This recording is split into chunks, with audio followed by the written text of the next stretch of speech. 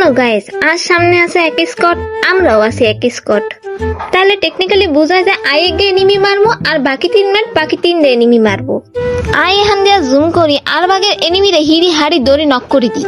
সুতরাং আমার এখন এখানে রেস্ট করার কথা, কিন্তু কার টিমমেট এতটাই প্রো এনিমিরে নক করতে গিয়ে নিজেই নক হয়ে গেছে।